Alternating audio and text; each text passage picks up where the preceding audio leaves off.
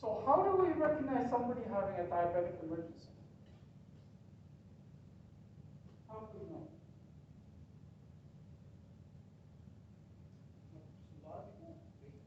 Exactly, exactly. So diabetic emergency, they're going to feel weak. They'll maybe shaking, and they'll drop. So that's the diabetic. Yes, it's years after that. Yeah, they can.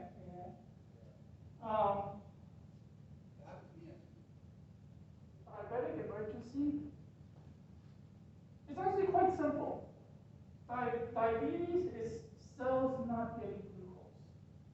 Shock, remember I told you shock, cell not getting oxygen. Diabetes, cells not getting sugar. Now, it doesn't matter if it's hypo or hyper, the cells are still not getting sugar. You can have lots of blood, lots of sugar in your blood, but because the sugar is not going from your blood to your cells, that's why you have so much sugar in your blood. It's just not traveling from your blood to your cells. So your cells are still starving of sugar. But I ask you one question. What is the purpose? Yeah. He was only 17. Yeah, he did exactly the belly. Do you know why in the belly? I'm not sure. Because the other one that the EpiPen. Yeah, EpiPen is here. Yeah. Insulin is here. Yeah. Thanks for bringing it up. The reason why the insulin is here is because we want the insulin to be delivered slowly. Okay? And the best way is to inject it, because everybody has a lot of fat there. You inject the insulin into the fat, it gets released slowly into the bloodstream, little by little. Epinephrine, the EpiPen, we want to be here because this muscle is one of the biggest. Okay, this is the medius. It's got lots of blood vessel. So if we inject epinephrine here, it's going to travel to the body very, very quickly. And that's why epinephrine is here, insulin is here. But only if sugar. And the reason is because because we as first aiders, we don't have time to bring up the glucose meter, prick the finger, draw blood, measure, too much sugar or too little sugar. We don't have time to do that. Okay? We're always going to assume the person needs sugar because hypo, we're helping them, hyper, we're not hurting them. That's why we always do. Why do we give aspirin to somebody having a heart attack?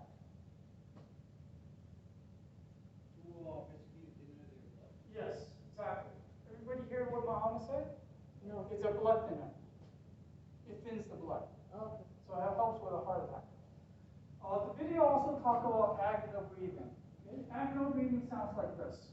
And I have to do it much louder than it actually really is because this classroom is so big. Okay? But just know that it's not as loud as this.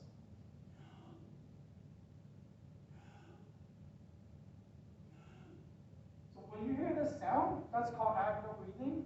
He's not breathing. Trying to breathe, exactly. It's the body's natural reaction to try to take in oxygen when it knows it's dying. Okay, so it's doing this. Again, it sounds like this.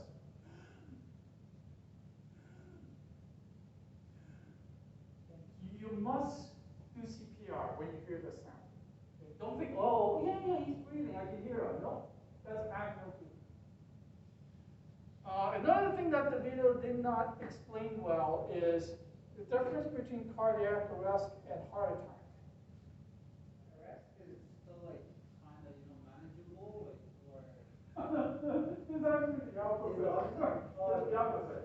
Okay, so if it's a heart attack can actually last a long time, 2 hours or even 2 days. You'll hear people say, "Oh, I have pain here." Yeah, but I'm okay. I'm okay. I don't need to go to hospital. Go away. He's having a heart attack. And then drop dead after a while. After a while, but it can last for a long time. They may die, but it can still last for a long time. However, for cardiac arrest, 3 minutes, they will die because it's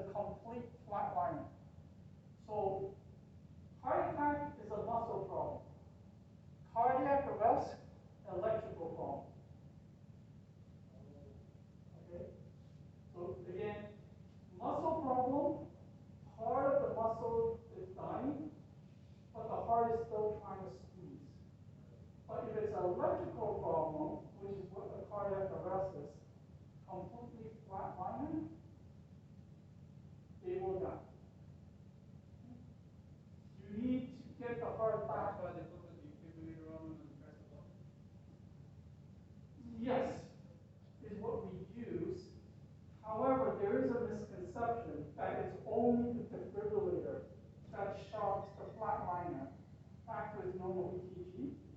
The defibrillator actually does not work for a flatliner. So when we use the EEG analyzes the heart must at least be jiggling like this. Must at least be doing ventricular defibrillation, as the video says. And then it will shock it back to its normal EKG. But if it's a completely flat liner, the automated external defibrillator will say no shock required, continue with CPR.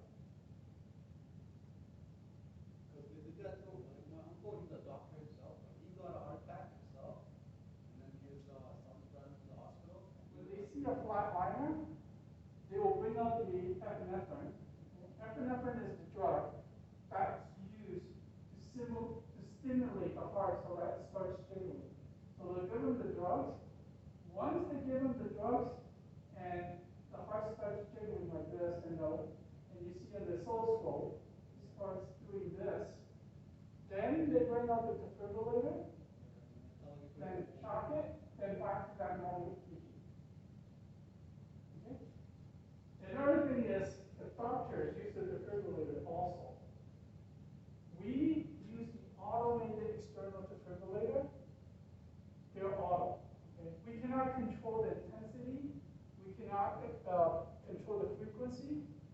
But the doctors, the ones they use, the manual ones, the doctors can control how much is the shock, the frequency of the shock, but it's the same thing. But for the automated external defibrillator, which I'll play a video later, they walk you through it with a voice prompt. They talk you through how to use it. It's like a small machine. Yeah. It is a small machine, but there is no standard. There are some that are big. So it is unfortunate there's no standard. Because what happened was when I was with Red Cross, when I teach at Red Cross, AED wasn't even part of the course. Because it didn't exist back then. Yeah. But recently, all the manufacturers, one manufacturer came up with an AED, and then all the other companies says, oh wow, he's selling. Yeah. So they start manufacturing AEDs. By the time the government tried to step in and say, let's standardize it, it was already too late. They don't want to recall all those AEDs. So that's why some are big, some are small. With that kind of is